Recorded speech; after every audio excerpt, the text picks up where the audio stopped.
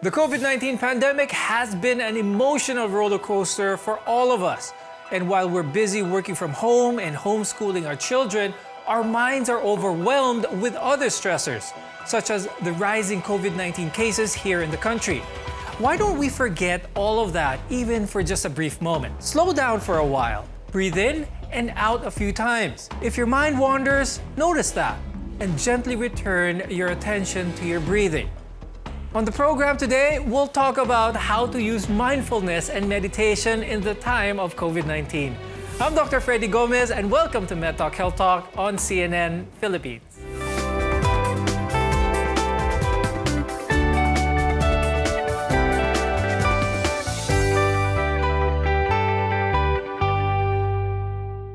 With so many demands on our time and our minds, we often lose sight of why we're doing the things we do and, more importantly, how we're feeling. Mindfulness teaches us to focus on the present moment and accept it without judgment. Growing research shows that this practice is key in reducing stress and improving overall happiness. Let's welcome our guests for today. With us is Mr. Nino Galagak. He's the head psychologist at Heal Space Psychological Clinic. Also with us is Ms. Ayik Suarez Ramos. She's a certified corporate wellness consultant from Wellness Without Borders. Now, many people think that mindfulness is about quieting the mind. Actually, the mind isn't going to stop wandering or even thinking. Coach Ayik, I'll start with you. Let's explain how mindfulness works. To be honest, mindfulness is something that all of us already have. No? All you have to do is just really be intentional and know how to activate it. Most of the time, because we are so caught up, yes, you're right, the mind gets too busy and it doesn't stop. But sometimes you should know how to calm itself down. Yeah. This state of mind can be cultivated through meditation. Nino, how does meditation differ from mindfulness? Mindfulness is a state of awareness wherein our full attention, just like what you have mentioned, is at the present moment. This is when we welcome our thoughts, feelings, and even what we feel in our body without resistance, and we do not judge whether these experiences are right or wrong or whether they're good or bad. While meditation, on the other hand, is an act. You could think of it as a practice or a strategy that you use to achieve that state of mindfulness. So there are a lot of different meditation activities, but all are gearing towards, making you more mindful. Mm-hmm. Now, it's not easy to just stop thinking or even stop worrying. But Coach Ayik, what would be a good way to start?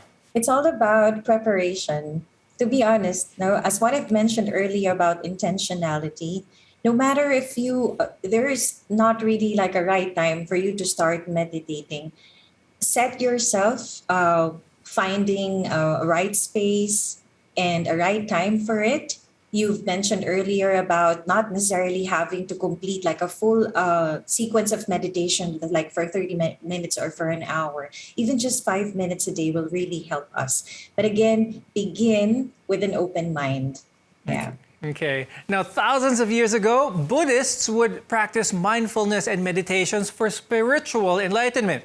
Today, health experts discovered that this age-old tradition could reap tremendous benefits for us. Now, Coach Ayik, let's go through some of the benefits for our viewers. The benefits of mindfulness and meditation, have greatly expanded from spiritual benefits. Most importantly, in our physiological benefits, benefits sa katawan natin is actually, it will really help you. First and foremost is greater self-awareness. You will learn how to listen to your body. There are many different kinds of meditation, but most importantly is the health benefits it gives us. Better mental clarity, it gives you focus and alertness. So again, it's actually a total body importance of this bringing into ourselves. Now, psychotherapists have recently turned to mindfulness to ease psychological stresses like depression and anxiety disorders. And it can be especially helpful in today's reality where stress and anxiety can be very overwhelming. Now, Nino, can we discuss the relationship between mindfulness, as well as stress and anxiety, which are so prevalent sa ating mga Pilipino ngayon? Doc, what happens is when you are not mindful, your attention is not with the present moment. So we tend to ruminate about the past and we remember most especially, the bad things that have happened. And it makes us sad and it could even send us to an episode of depression. Whereas on the other hand, if you worry so much of the future, and it could make you very anxious. So mindfulness actually helps us acknowledge that the only time we actually have is the now. And it makes us very grounded. It could make us really focus our energies and direct our attention to what truly matters and to what is truly important in the present. Very interesting. Now, studies have found that mindfulness can affect our bodies as well as our minds, with reports on reduced pain and lower blood pressure on those who practice it. Coach Ayik, let's explain that naman. Once you are stressed and once you feel anxious, you thought that your mind is just the one that is working, but actually it has a great effect on your body. So oppositely, if you do the mindfulness, same thing. If you put your body, imagine that you're putting your body in a calm state, even just for a couple of minutes per day, it gives you that increase in, for example, in your hormones. It gives you that uplift, greater sense of well-being. And later on, you will feel like pains, tensions on your body, good posture will also be developed. So again, there are so many ways on how mindfulness can really work. Yes, that's true. And ultimately, what we want to partake in this is that mindfulness can help improve our overall happiness. Nino, tell our viewers more about this. When we're mindful, like what Coach Ayev mentioned, we become less stressed, no? And when we are less stressed, that helps us also become more aware of what is happening around us and even inside of us.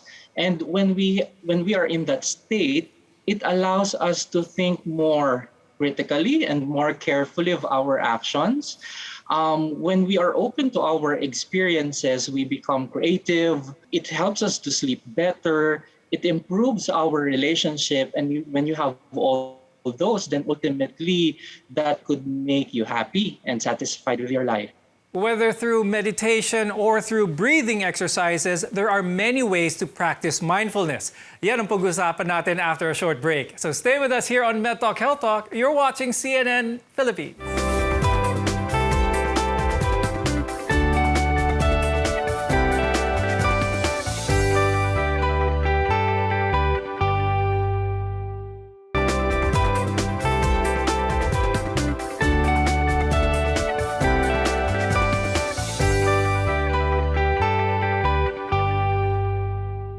Mindfulness can play a role in reducing stress and managing anxiety. And it's exactly what we need these days, and it can help relieve pain and with blood pressure. Now, the idea of it is simple. Pause, breathe, and reflect. But it's not necessarily that easy. Today, we'll talk about the different ways to cultivate mindfulness. I'm Dr. Freddy Gomez, and welcome back to MedTalk Health Talk, your partner in healthcare. Mindfulness is something we all have, but it's more available to us when we practice it on a daily basis. We mentioned that the formal way of developing it is through meditation. Coach Ayik, please explain the process of meditating. With meditation, there again, as I've mentioned earlier, there are so many kinds of meditation, and of course the process could be different too. But ultimately, the four major processes of meditation is, first, you need to be grounded. Stay with your awareness. Next is analyzation. So as you scan through the body, there are some meditation who will begin by scanning from their head all the way down to their shoulders, their legs, and then from all the way to their toes. So it's more of analyzation. Next is, of course, acceptance and acknowledgement. It's very important as you listen to the body, you do something about it. So again, if you feel any tension, any feel pain, don't be harsh on yourself. This is more of you finding yourself to have that kind of awareness, listen to it, and be able to do something about it. Now, Nino, how often and for how long should we be meditating? Actually, if we look into the results of many clinical studies, you would see there that they recommend different time intervals or duration for doing mindfulness meditation. The average would be at least to have it 45 minutes a day. But aside from the length or duration of your practice, what's more important also is your consistency, meaning to say maintaining it as part of your daily routines should make it more beneficial for you aside from how long you do it actually. Now, in addition to meditation, there are less formal approaches that can train your mind to be fully present. Coach Ayik, let's discuss that naman. What are some of these other practices? So mindful practices can, if you are going to go through like researching, there are 6 steps to meditation, 8 steps, 4 steps meditation. But again, one way or another, all of these are, its purpose is for us to do a practice that is workable and practical for you. Again, as Dr. Freddie was saying, any time of the day, even at night before you sleep or starting your day in the middle of it. Breathing exercises is one example of that practice. Again, being more aware as you try to breathe in and breathe out in a calming state, have yourself in a seated position, being just more aware. Again, what is workable for you and how would be able to address the concern that you are feeling. It's more of like really a self-reflection in each of these practices. Those that you mentioned, Coach Ayik, are very good. So similar to meditation, some of those practices that you mentioned involve using your breath as an anchor. Now, could you share with us, Coach Ayik, some breathing exercises naman that we could use? Breathing exercise, for example, is when you try to inhale, you try to allow the full expansion of your lungs so you can hold it. We have this 8-8-4 sequence. So when you try to inhale, you count by 1, 2, 3, 4 until you finish that 8 seconds. And then you exhale it for 8, 7, 6, 5, 4, 3, 2, and 1. And then hold your breath for 4 seconds. And then again, inhale for 8 seconds, exhale for 8 seconds, and then hold it for 4 seconds. I want you to feel that it's more of you getting all the feeling of gratefulness, thankfulness, all the positive energy that you would want to acquire. And then exhale all the negativity. And once you exhale that carbon dioxide. So again, even if it's just a simple breathing pattern, as long as you are intentional on bringing in what's something that is good to you and bringing out what is something that you do not need or something that stresses you out. So yeah, that will really be helpful. Breathing exercises right there. Now, yoga and Tai Chi are popular exercises that are grounded on breath work. Now, Nino, let's explain how they can help us be more mindful. Yoga and Tai Chi are actually mindfulness activities, which include a lot of gentle movements. There are postures also that you have to do, and it really would require a lot of deep movements to your body. You activate the parasympathetic nervous system. This is the part of your body which regulates relaxation, and it could also make you very focused. Now, we can also exercise mindfulness by deliberately paying attention to activities that are routine to us, like mindful eating as well as physical activity. During mindful eating allows us to just slow down and just savor the moment and really just enjoy this very usual and mundane activities. So these are very these activities are very like what I said, very usual that we do daily. But when we immerse ourselves with these activities, by paying attention to what we're doing, it could make so much difference.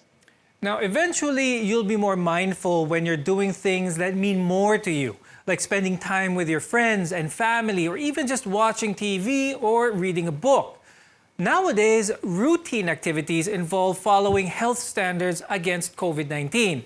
Nino, can you give us some examples on how we can practice mindfulness in this time of COVID-19? There are many ways to practice mindfulness, especially in these times where many of our activities are restricted and we're just mostly at the confines of our home. So Coach Ayik already mentioned breathing exercises and muscle relaxation, but physical activities such as brisk walking or yoga, Freddie also mentioned guided meditation. Those are mindfulness activities that you could try, but also like taking time for some social media detox, single tasking, or not, trying to do everything at once, and praying are also some of the mindfulness activities that you could incorporate in your day. Now, is there evidence that mindfulness works? We'll discuss this when we return. We want to be your partner for a lifetime of good health, so keep it here on CNN Philippines.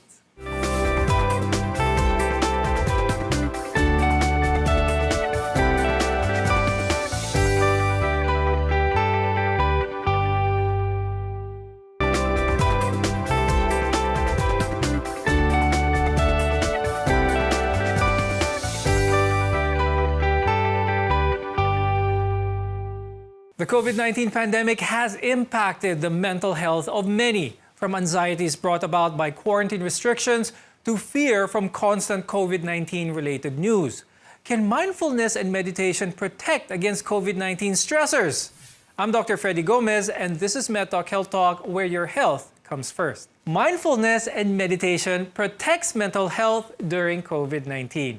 Coach Aik, have there been any studies on this so far? Studies have shown that the COVID-19, apart from attacking you because of your lower immunity, is also attacking us mentally and psychologically. Why? It's because all of these, what the pandemic have brought in us is us staying at home, feeling worried about what's ahead of us financially, right? With our relationships with our family. So a lot of stressors. Now, ultimately, mindfulness can help us process these strong emotions brought about by the pandemic. Now, Nino, what are things to keep in mind when practicing mindfulness during COVID-19? Look, Freddie, it's really important that we set a time of our day where we could just be silent and alone with our thoughts and feelings, to just pause and take a good breathing. And like what I have said a while back, consistency is very important. What you have set into doing, maintain it and make it a part of your daily routine. And while mindfulness and meditation isn't a quick fix, it can yield rewarding results. Coach Aik, I'm sure many of our viewers might be wondering how long until they start seeing changes if they start doing this consistently. Well, to be honest, as early as 5 days of continuously doing it. There are some research of doing it for 5 minutes for the next 5 days in the morning greatly affects their overall day. But in the long run, it's really such a good practice of you finding yourself on those practices and how can you be happier. Before we go, Nino, do you have any advice for our viewers, especially for those who are new to being mindful about themselves? So all be kind to ourselves. We must be able to really treat ourselves gently, just as how we would like to treat others, and treating others with compassion and remembering that kindness begins with oneself. And with meditation and mindfulness, that is one way you could be kind to yourself. And Coach Aik, any advice for your viewers today? So again, my advice is for you to just really try. Again, have that intention of what is in it for you this time. Have that kind of reflection to yourself. Again, being kind to yourself is one way of you loving yourself. And if this is something that would help you, with your mental health, and why not try it with us? And the more time you spend practicing mindfulness, you'll find yourself calmer and kinder to yourself and those around you. And this will trickle down to other aspects of your life. It was a meaningful conversation today, so thank you, psychologist Mr. Nino Galakgak and wellness coach Aik Suarez Ramos for guiding us on today's topic. Remember, mindfulness is a practice you can keep coming back to. I'm Dr. Freddie Gomez, and we'll see you again next time. Stay safe, everyone.